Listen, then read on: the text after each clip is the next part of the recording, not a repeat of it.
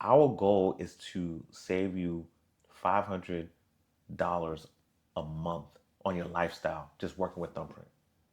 Wow. And then we're gonna move it to 1,000. Then we're gonna move it to 2,000 because we're gonna get U-Haul. We're gonna get U-Haul on. We're gonna get other businesses on.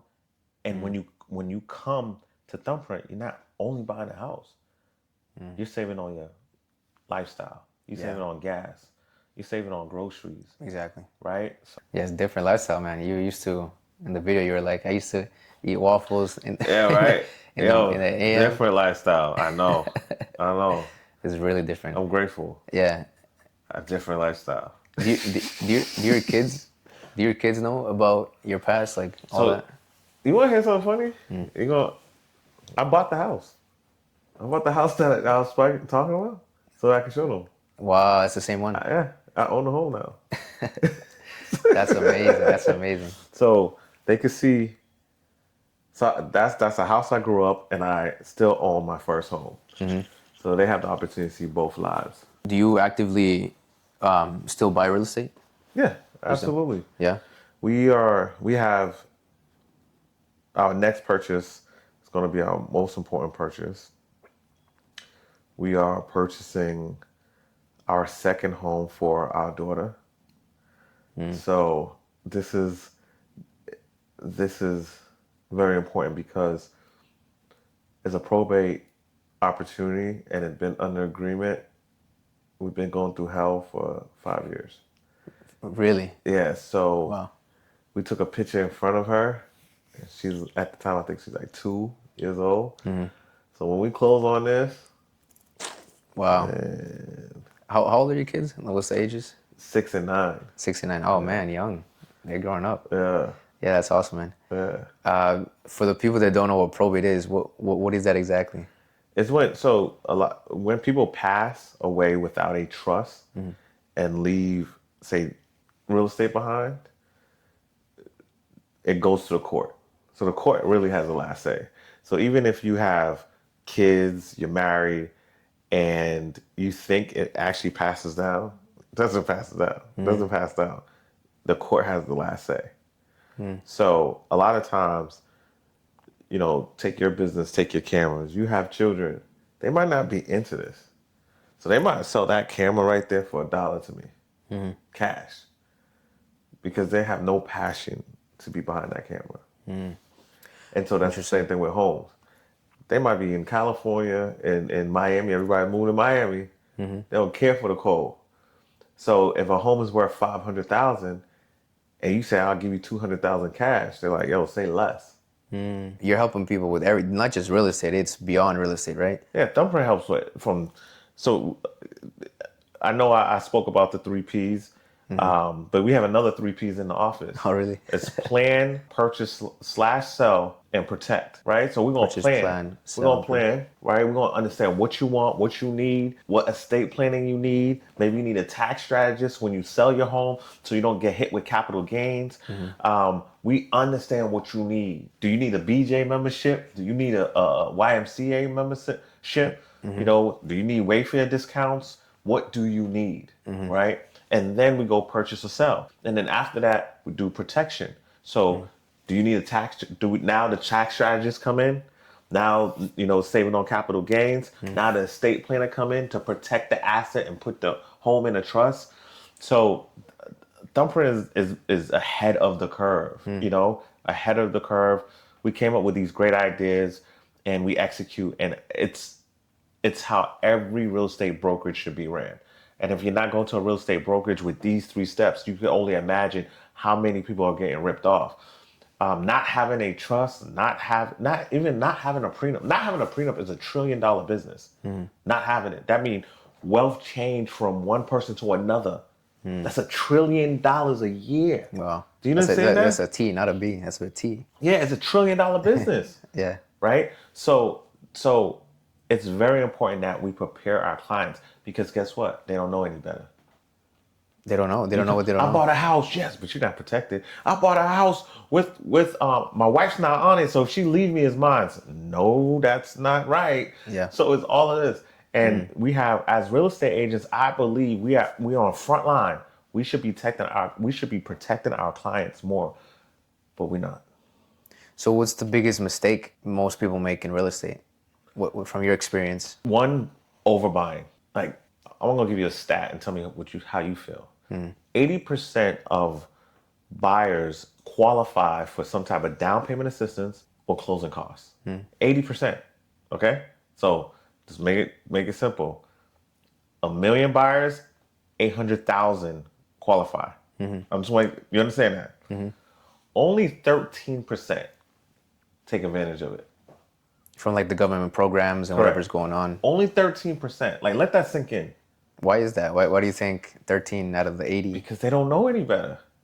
So they make this mistake. You're my cousin. You're my brother. You're a real estate agent. I'm coming to you. I don't care about your experience. I'm not going to interview you. You don't know nothing. You don't know anything. Very true. Yeah. Right? So I'm going to come to you. I'm going to give you 5 stars too. Not knowing I just got beat. I left $100,000 on the table. 100. People leave over $100,000 right on the table. That's just the upfront money. Then you get a better mortgage rate, right? You don't even get that mortgage rate because you don't know. So from day 1 to 30 years, you're getting beat.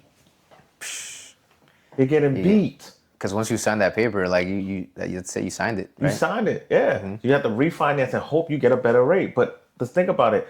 If the market goes down, you win, right? You win, but you still left $100,000 on the table. That right there is called financial literacy. It's having the ability to not only find ways to like increase your income, but how can you reduce your expenses, or how can you find these opportunities?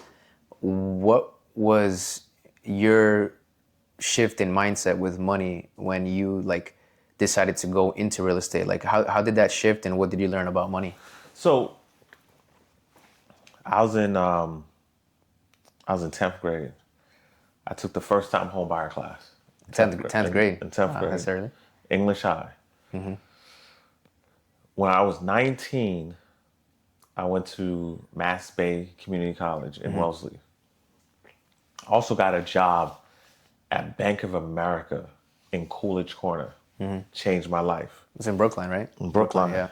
As an entrepreneur, it's very important that you change your environment.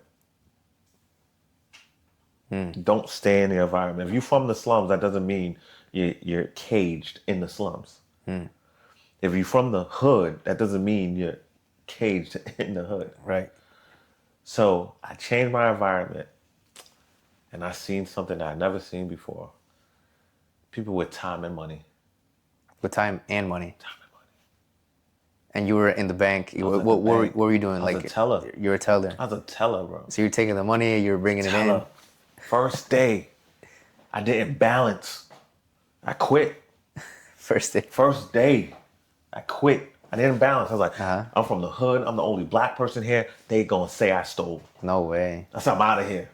So you felt like you were out of place already. The punk in me, the sucker in me, the bee in me felt like I was out of place, and I didn't understand the opportunity God was giving me right then and there. So my manager comes and said, and I always remember these turning points in my life. She said, "You're not quitting." The manager that hired you. You're not quitting. Interesting. We're gonna figure this out. She's like, "Oh, you just missed the deposits right here."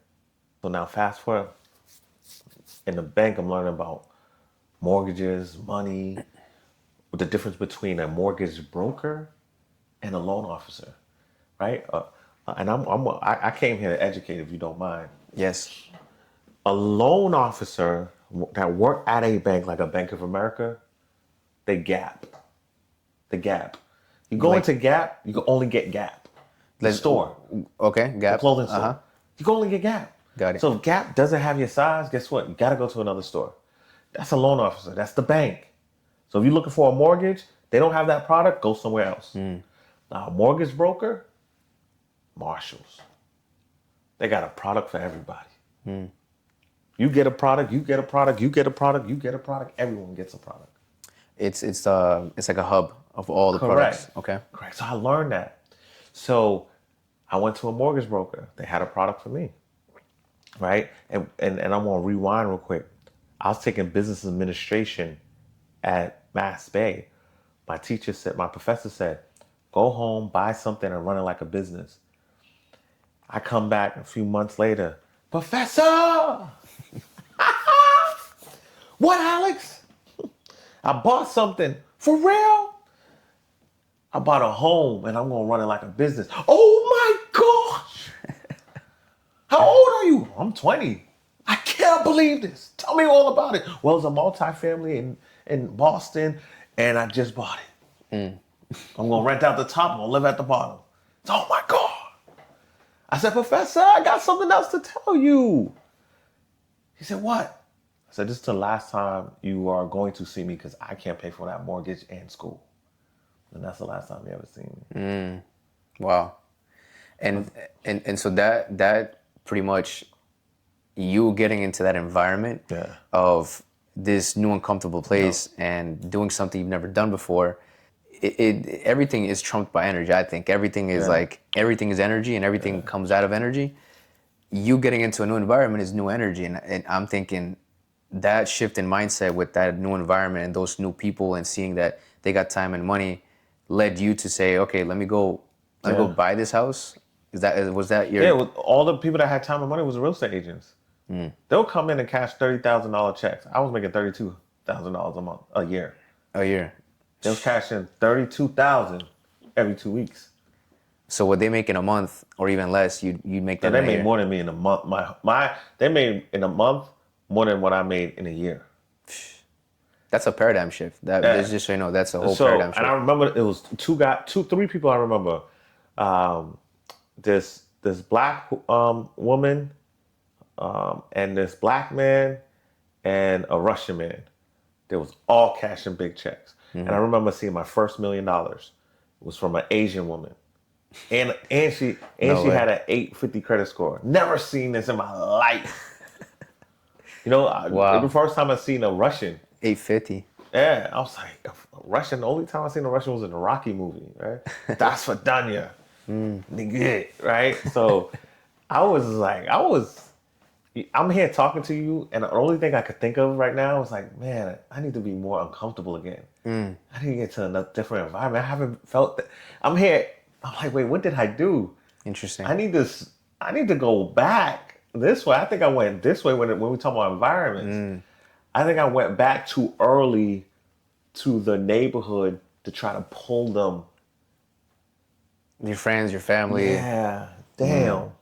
So it's funny you have that realization because I remember Mike Tyson saying this. However you got into the ring, whatever it took for you and that character, that devil inside you to get into the ring, when you get fame and success and money, people forget that little ego inside you, that little chip on your shoulder was the thing that got you there. I did. And he says, make sure you keep it with you. Make sure you bring it with you. Proximity is power, and I've realized that a lot of times the ideas that I even had with Smart Boston were not my ideas. Yeah. They were inspirations from other people on the team. And when you get to grow as a community, I mean, you have 63 partners in your company. Yeah. So you have a mastermind all the time with your people and you're teaching and educating. How is that experience being a leader of 63, partners and being the person that is always first in line? Acceptance. We don't accept being a leader. I never wanted to accept being a leader, bro. Can you explain that a little more? I never wanted the responsibility of being a leader. But that responsibility always met me face on. Being responsible for someone's career, being responsible to teach someone, to lead someone, it's scary. It's scary. And not until recent, I accepted my position that God has given me from day one. Recent? I would say probably 2 years ago. Wow. And how long you been in real estate? 20 years. 20 years. I didn't have a team in 20 years ago. I had it. My team started in 2015. Oh wow. Okay. Right, but I've always been a leader. That's the thing. Yeah. Like, growing up, my friends was in gangs, smoke, like got in trouble. Never me. Wow. My family was smoke. You didn't mind Like that. it was, I always went left. I always went left. Interesting. No, my style was left. I had contacts when I great contacts going to middle school. That was left. That You was know, I very had left, yeah, gold teeth. Really? That I still got gold teeth. I just want to throw that. I still got some fronts, so you might see me in the streets. But left. You know, everything I did was left. So Wow. So when I look back, I'm like, I've always been a leader. I always been Alex E. Edwards. Right? I never wasn't Alex E. Edwards ever in my life. I was always Alex Edwards. And if God forbid if something happened to me today, at my funeral, I just hope everyone say he was always Alex E. Edwards. Because that's what we do it for. At the end of the day, we live life just to have a freaking party at the funeral. Correct.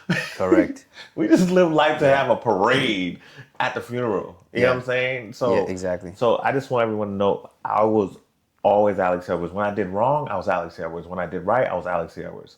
Right? It was always Alex Edwards. Embracing the both sides, the good and the bad. Always. Yeah. You could fix the bad side, but I have that decision, and I don't blame anybody else on the bad side ever.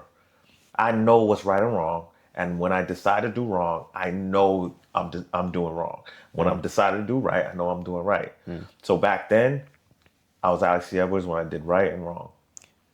And I learned this fundamentally, that the biggest barrier to any business owner is always their psychology. And it's the thing that gets in the way. You 2 years ago, I'm just curious what changed where you like ran through that wall and everything just changed for you. That's a good question, bro. This is deep. Jesus, Weezus. That's Put my trust in people. Putting your trust in people. Yeah. It was a waste of time. Like Waste of time. Like full honest, like 100% trust, waste of time. I don't trust anyone. Not at all. I don't trust, and I want to make it very, so you can understand what I'm saying. I don't trust my wife, right? Fully. Let me explain. My wife is not the best swimmer, right? Right.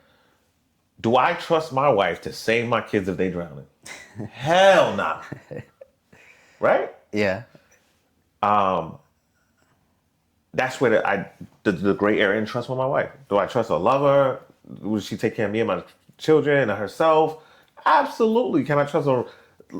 God forbid if we ever got a divorce, then I think my wife is taking anything from me? Absolutely not. I trust her all there. I trust her love, but the swimming I don't. Right? So I think it's unfair I think it's unfair for you to trust anyone 100%. Yeah. I think that's unfair.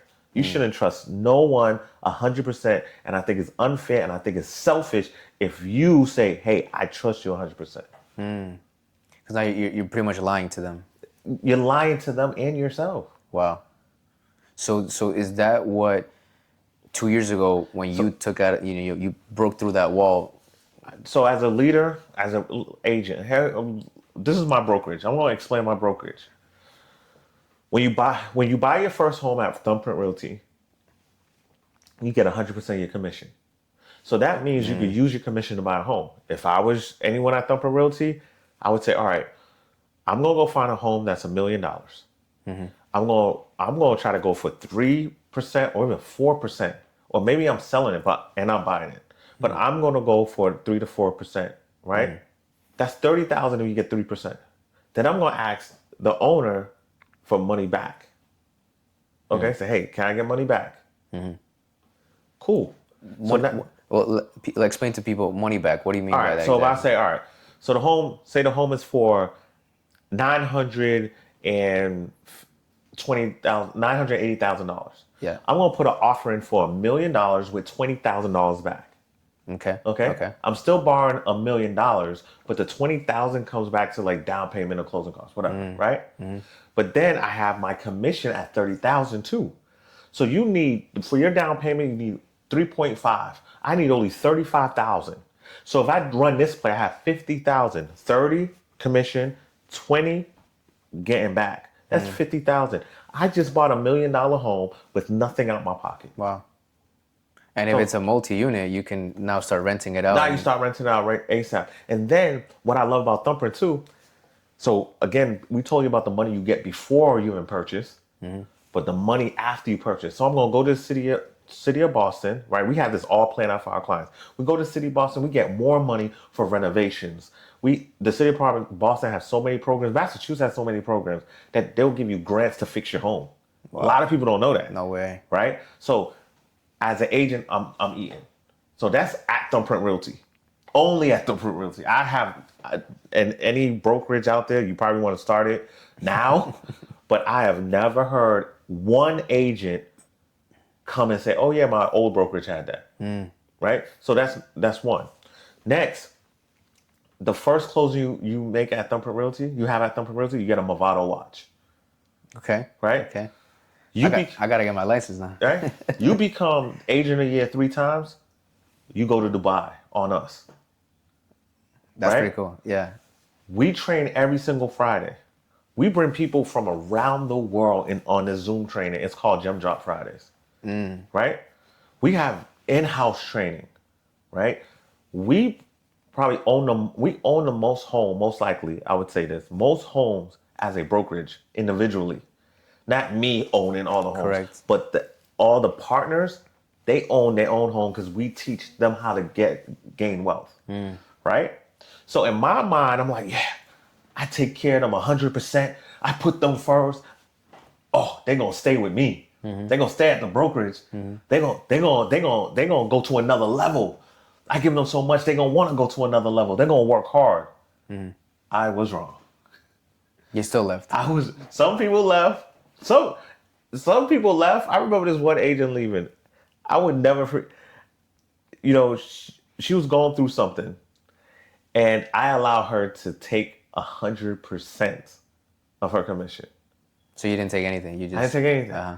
Right? She was going through something, and I remember her asking for more funds, for more money, higher commission. I was like, yo, I'm looking at what you've been doing all year. You didn't do anything. Like, why would I give you a raise? You didn't do anything. She didn't decide to leave. So I'm not talking bad about her at all. This is what happened. Like, I'm not saying she's a bad person. Well, this comes from you saying that not putting 100%. Yeah, I want to explain, right? So she left. When I said no, she was gone. See ya. She forgot that I said yes to something that was very important. 100% when you really needed it. When you really needed it, I came through and said yes. But you wanted to take more, and I said no. And you was like, all right, see you. And that taught me a lesson. Like all these lessons, right? So and that happened a year ago. Like, I think a year ago. So from 2 years up, I'm like, all right, now I'm learning. So now I'm like, all right, cool. You know what? I can't bet on anyone but Alex Edwards. So I was like, fine. I jumped back in the game, right? I had commercial department, main person in the commercial department left. I said, all right, cool, right? Again, I have no problems with them. Yeah. But I was betting on all these people, right? I was supporting. I was, when I go hard as a leader. I said, cool. I never did commercial. I'm now number 1 in my brokerage. We have I have about 4 listings now. I have two under agreement. You know what I'm saying? And I jump back in being on the residential side. In 2 months, I have 5 listings. So you put your money where your mouth is. So I'm like, yo, I'm gonna bet on me. Yeah. I'm gonna bet on me. And that's why I say I'll never put 100% on anyone. I'll always support my partners. But at the end of the day, if they want to leave, they could leave. I will never be like, please don't leave because I can't pay my bills. Please don't leave because you might destroy me. If you feel like this space that I created, that leadership created, is not for you, then go find a space that's for you. Because Phil's Corner wasn't for me, and I went to Brookline. So everyone has the right to do that. How'd you? Okay, so that's where you see these little connections that happen, and everything's connected, right? Yep. Everything is connected. You having the ability to experience that when the lady left. Yep. How did you pivot the day after? Like, what did you do, and did anything change for the company, and how you? No, nothing changed. I changed internally. Mm-hmm. So I'm not the same person I was last year at all. Not even close. Mm-hmm. I'm less emotional, I'm less sensitive, and I understand people a lot more. Mm-hmm. Now I could understand that I believe people pray. They don't know I believe a lot of people don't know how to pray. This is the right way to pray. Don't tell Pray. us. I need to know this. Pray for things you have no control of and plan for things that you do have control of. Bingo. Okay? So I pray for I pray for healthy children. Mm-hmm. I pray for my friends, family, strangers to be healthy. Mm-hmm. I have no control on it. I don't have no control if someone leaves, right? Mm. That's all. I don't have no control, so I can't focus on that. Mm-hmm. But I want a Lambo. I'm planning right now for the Lambo. I'm getting a bigger home, about 5,000 square feet. Mm-hmm. I'm planning for the bigger home, right? My kids are gonna go to the top private schools. I feel like, yeah, they go to great school. I don't think it's enough. Mm-hmm. Mm-hmm. I'm planning for the private school. Mm-hmm. As long as I wake up, I could go plan, but I have to pray to wake up. Mm. And so when, of course, the ego is going to get hurt, right? When somebody leaves, you're giving them 100% commission and they leave mm-hmm. and they're asking for more still. Pretty much they want you to come out of pocket to pay them for that commission. Yeah, the ego don't get hurt anymore. It don't get hurt. No, it's gone. Is that what makes a better leader? Absolutely. It's gone. That ego, competition is gone. All of that's out of me. I'm a little hater still. Still a little hater. That's your chip on the shoulder. I got a little hate on me. You know what I'm saying? I don't want people to do better than me. You know what I'm saying? But of course, I will never hold someone back. Yeah. Right? I won't hold someone back. But I got a little hate in me. You know what I'm saying? I'm a little hater. You know what I'm saying? Like, God damn, well, I should have got that listing. Yeah. Right? But I want to call someone like, yo, you made a wrong decision. Mm-hmm. You know, that's just me being honest. I know a lot of y'all have hate in y'all. Y'all don't want to admit it. But if a man come take your wife, you're not gonna hate. Exactly. You're gonna have some hate in you. You know what I'm saying? That's gonna be bad. You feel me? Yeah. So, but other than that, I only compete with the person I was yesterday. Yeah. I only compete with God because I feel like God is taking me this way. I'm like, you think I'm going here? I'm going here, God. Right? In my head, that's how I keep going. And deep down in my heart, I know I'm not doing enough. So I have to. Really? I probably operate 20%. 20%. Or less. So what's that 80%? Like, because that's a big difference. That's big. So I think working out a lot more, reading a lot more, executing much faster. And I execute fast, but I think I know I could do it much faster. Making decisions much faster, loving on my wife much better, and my family. So I know exactly what to do. So I put the plan together. Now I'm going to get better. But the realization had to be, I'm at 20%, I think. Wow. And I'm doing good. That's so funny. So imagine people doing less than me. They're probably at like -20. Wow. But I'm doing great. But I know I could do better. And I know I'm not doing enough. And I know I get lazy and where I procrastinate and I have to do better. So I have to kick that out of my system and go to another level. If you just focus on making your money better and focusing on your bank account, well, people are going to not focus on their relationships or their physique or their mental health. And if it's just money or if it's just this or that, we disregard the other areas of our life. I remember making so much money. I made almost $1 million. Really? Cash. How long ago was this? It's like almost 5 years ago. Yeah. Not a year. It was just like one project. And I remember I wanted to spend that money so fast, like because I was used to having $1 million. It was scary. I was shaking. I took screenshots of my bank account like every day. Just gotta make sure it's still there. I blew that money. No way. Not in a bad way. I won't say I blew it in a bad way. We just overspent it, right? Like I bought more homes. Okay. I bought more homes. Okay, so you bought more assets. Yeah. I made a big mistake. I fixed 2 homes out of pocket. So like $500,000 went there. Yeah, 2 homes out of pocket. I got this life insurance that I thought I needed, that I didn't need, that I had to pay to keep up $50,000 a year. And I understand why people go broke when they win the lottery, right? It's because I didn't I didn't waste the money. I actually did smart things with the money. Right. Right. Again, I renovated a 3-family. I renovated a 2-family, and we still have them homes, and we don't owe a lot on the homes. So I could go pull my money out if I wanted to. Right. Like you got equity on it. Yeah. Right. So I didn't do nothing stupid at all. The only thing I say was dumb was the 50,000. The 50,000. And I paid for a funnel that was trash. Those probably the 2 things I probably did bad. But other than that, I probably should have never spent my own money on renovation. Right? And I knew better. But I was like, I'm just going to refinance and get my money back. But then that's when the rates went sky high. So it didn't make no sense for me to refinance. Interesting. Yep. So actually 3 homes. Sorry, it was 3 homes I spent my money on. Wow. So, yeah.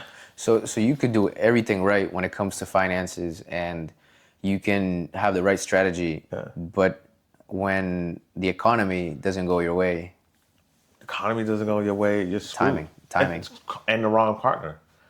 So you don't marry the same person you divorce. Ooh, that's you don't partner with the same person that you're going to court with. Mm-hmm.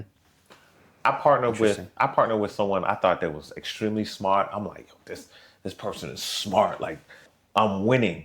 I have the opportunity to do 5 projects over here, and I could do 2 projects with this guy. I was excited, right? So having a good heart in business, no, never. Is not a good thing. Never. You got to separate. You have to separate emotional and logic, right? They're not one. Mm-hmm. So my logic should have been like, yo, this is our deal. I'm staying on this. I'm locked in. I want to see all numbers every single month. What's going on? Why is this taking so long? Right? Instead of, man, that's this person. They got like 100 units. They will never drop the ball. They'll never, like, I can't lose with this guy. Yeah. Let me go build 5 more over here by myself. Right? So. Wow. Yeah.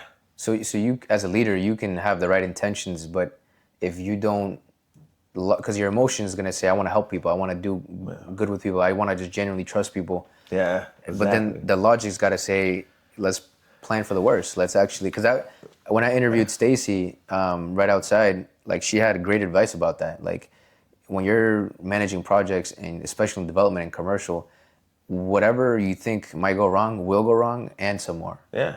Always. Yeah, hands down. And I was taking a shortcut. I figured I could do 5 over here, and then do 2 over here, and then find another partner and do 2 over there. So I'm like, I could get all these projects done in 1 year. I don't have an opportunity problem. I have a money problem. So when I say money problem, I can't do 20 projects in 1 year because I just don't have enough money. Correct. Yeah. But I could get 20 projects in 1 year. You know what I'm saying? So I need partners. So I'll divide and conquer. In my mind, I was like, I'm going to divide and conquer. I had the right plan. I just had the wrong person, the wrong partner. That's game right there. You know what I'm saying? That's game. Because, as a man, that's, let's say, an alpha man that just wants to do better in life, do more. You want to eat the whole world alive. And then you realize, as an entrepreneur, there is a max to your business. It is max. There's a max. There's a limit. In time. Exactly. And so because of course you said your biggest lesson when that lady left your brokerage and she was asking for more commission, you're like, wow, I shouldn't trust people as much as I thought I should. Oh. Where did that develop in 2015 when you started the business and then you really embraced leadership? How did all that develop? I mean, again, 2015, I wanted to be the best leader ever. I just wanted to be the best human possible. And I put so many people in front of me. You know, almost like saying no to me, yes to them. And it was wrong. Yeah, that's big. Because in my mind, I was like, this is going to be the biggest brokerage. I'm going to do this. I'm going to do this. I'm going to make sure everyone feels safe. I'm going to make sure everyone feels loved. Right? So, and what psychology, right? Here goes. Watch this. This is deep. My father and I don't have a great relationship because he left me at a young age. and he just didn't love me at all. He just didn't care for me. I'm his first boy, at the time, but that always effed me up inside. Yeah. So I never want anyone in my life to feel that pain I felt, and so I was always there to make you feel good. Interesting. Right? Yeah. And that was a wrong way to run a business, because you have to separate logic and emotions. People will not appreciate you. They won't. I have someone. It's people that I've done tremendous things for. They never in their life said thank you. Wow. Right? I have family members. Forget it. But all I'm saying is, because I feel like this turned into a therapy session, but but all I'm saying is, look, you're an entrepreneur. You want to do good. Put yourself first. It is scary, but go in a dark room, go in a dark place, and just figure out what's going on inside before you could invest in anybody else. Make sure your cup is overfilling, and when it overfill, whatever's coming from that cup could go to anybody else. But do not have a half cup and try to pour into someone else. It's not the right way to do it. Now, this is a perfect segue to, like, I think my last question. What is your guiding principle when it comes to becoming successful, becoming that new version you want? What's that thing that not only that you've instilled in your life, but in your 63 partners, in your 2 kids, and your family, your friends? How would you, knowing that, you know, one day we're gonna die from this place physically, how would you want to be remembered? 3 doings. You do what everyone else is doing, do what everyone else stopped doing, do what everyone else won't even think of doing. That's how you start a business. Any business in this world could start with the 3 doings and win. Hey, I'm about to go. What you doing over there? Okay, I'm going to copy. I'm going to come check you out. I'm going to see exactly how you do it. Okay. So no matter what, I'm going to be as successful as you if I copy everything you do. Right? But what did you stop doing? You too busy to do what? You don't do this anymore? Okay, you don't cold call anymore. You don't do flyers anymore. You don't do networking anymore. Okay, I'm about to start doing that as well. So I'm gonna do everything you're doing, what you stopped doing, right? But now, okay. Oh, you don't use media? Huh? You're not on the radio? No commercials? No skits? Oh yeah, I'm doing skits. I'm on the radio and I'm hitting commercial. So I'm doing what you're doing what you stopped doing, and doing what you can't even think of doing. And you're unstoppable. Unstoppable. Yeah. This is. I'm letting you into my business right now. So I'm telling your whole audience. This is like, you better get a notebook right now. Then you gotta hit them with the 3 C's, right? Where we have to go with confidence. If you wear the outfit of confidence, walk in any room, you're rich, you're wealthy. If you wear the outfit of confidence, listen to what I'm saying, and you walk in any room, before you even speak, then I'm like, man, that man confident. Man, that woman's strong. I want to do business. Who's that? You don't even say anything. They don't even know your credit score. They don't know your bank account. They don't know nothing about you. You walk in a room with the outfit of confidence, you're gonna win. Especially dressed like that. Right? Then you hit them with the consistency. Yeah. Man, he's consistent.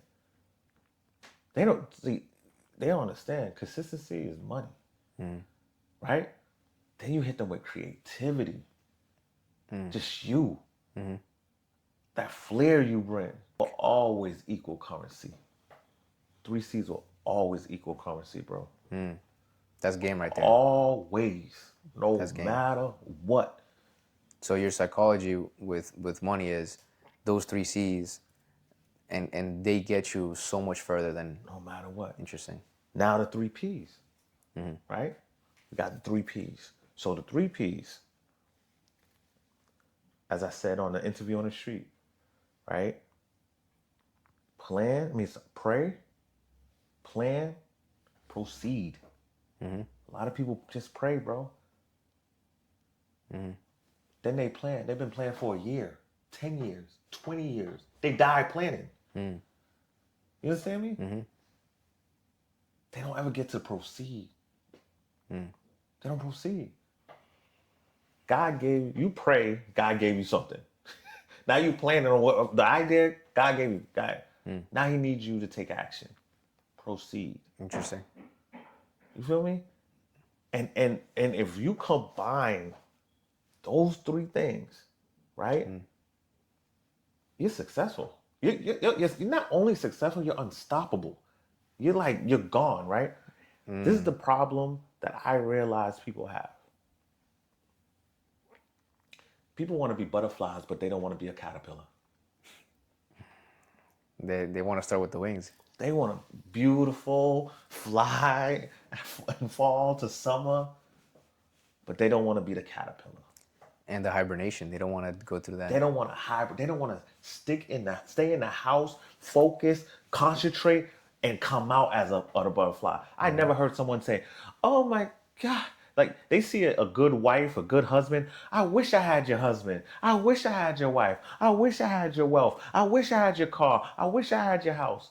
You never hear them say, I wish I had your pain. I wish I had your stress. I wish I had your negative bank account. I wish I had your struggles. I wish I had those waffles from 9 a.m. to 9 p.m. I wish I slept in that room by myself or with 7 people in the freezing cold. I wish I always saw a leak. I wish my mom had to warm up pots and put in a tub to warm our bath. Wow. I wish I went through that. You never hear people say that. Wow.